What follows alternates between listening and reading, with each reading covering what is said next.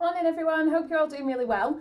We're going to start our English lesson today and we're going to continue with the stories from Mud Puddle Farm. So I hope you're enjoying the story so far. I know you've only had a very small snippet of the story, and I know that if we were in school right now you would be saying to me, but Miss, please can we read the next part, because you'd want to know what happens next. But don't worry, it will be coming shortly. So in today's lesson, our learning objective is to write questions to ask to a character.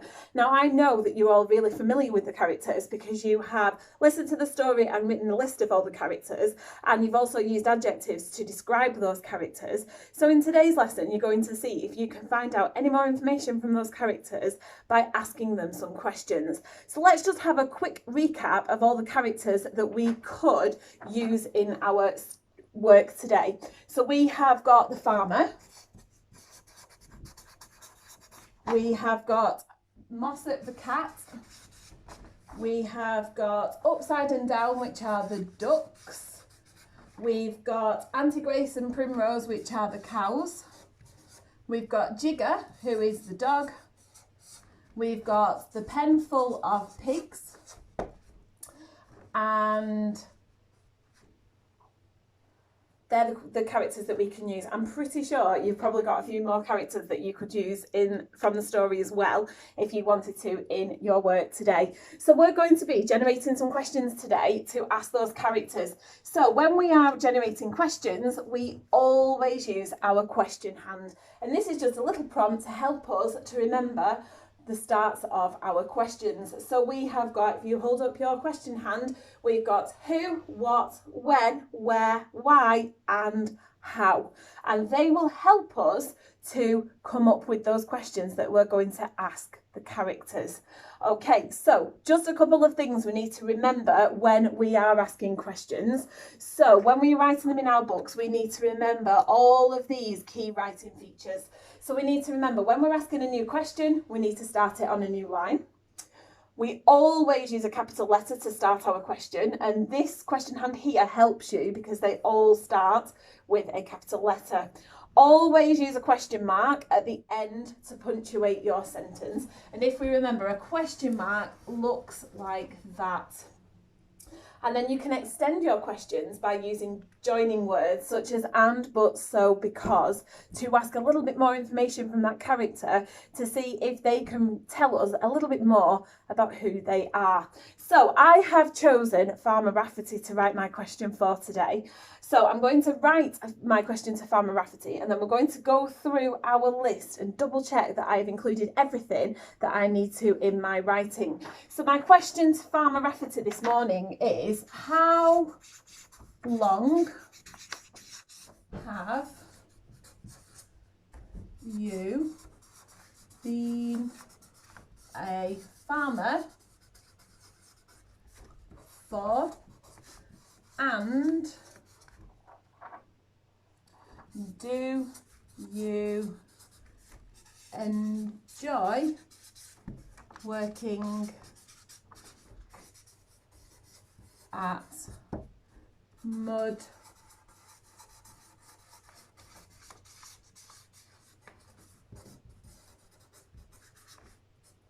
Puddle Farm? Okay, there's my sentence. So I've chosen Farmer Rafferty in order to write my question for. So we're going to go through now and just double check my writing features against this list, because I'm not quite sure I've actually included them all. So let's just double check, because I'm sure some of you will be saying, Mrs. Wood, it's not right. So let's read my question again. We've got, how long have you been a farmer for? And do you enjoy working at Mud Puddle Farm? So let's double check. Have I started a new question on a new line? Yes, I definitely have. So I can give myself a tick for that one. Excuse me. Have I always used a capital letter to start my question? Let's have a look.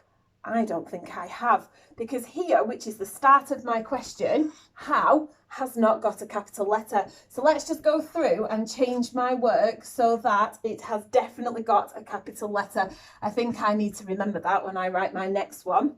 Okay, always use a question mark. So let's read the question again. How long have you been a farmer for? And do you enjoy working at Mud Puddle Farm? Have I used a question mark? I haven't. I've forgotten to include it. So make sure when you read and check your writing, you double check your punctuation to make sure you have included it. And finally, our list says extend your questions by using a joining word, and, but, so, or because. See if you can mix them up and use a few of them. So let's have a double check. Have I used a joining word? So how long have you been a farmer for? And do you enjoy working at Mud Puddle Farm? Do you think I have done that correctly? Yes, I have. The word and is a joining word. Well done, everybody. Well done for spotting that. So I have extended my question by adding a little bit more information by using a joining word. Now there's one more mistake that I've just spotted on my question. I wonder if anyone can remember, what do we need to use a capital letter for when we are writing? You're absolutely right. It's the name of something. Now, I have forgotten to use a capital letter for Mud Puddle and Farm because they both need a capital letter because they are the names of the farm where Farmer Rafferty works and where Farmer Rafferty lives. So for the remainder of the lesson, there is a table on the school website and the table looks like this. I'm just going to pop it at the bottom here. If you can't see it, it's absolutely fine because it is on the website for you. So down this side, you've got different characters' names. So we've got Farmer Rafferty, Mossop the cat, Frederick the flame-feathered cockerel, and a few others. And on this side of the table, I have got a question. Now this question matches the question that we've just been through here on the board.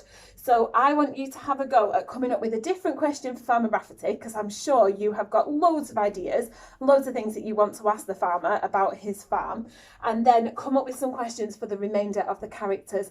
If you can think of any other characters and any other questions you want to ask those characters, that is also absolutely fine. I can't wait to see the questions that you've come up with.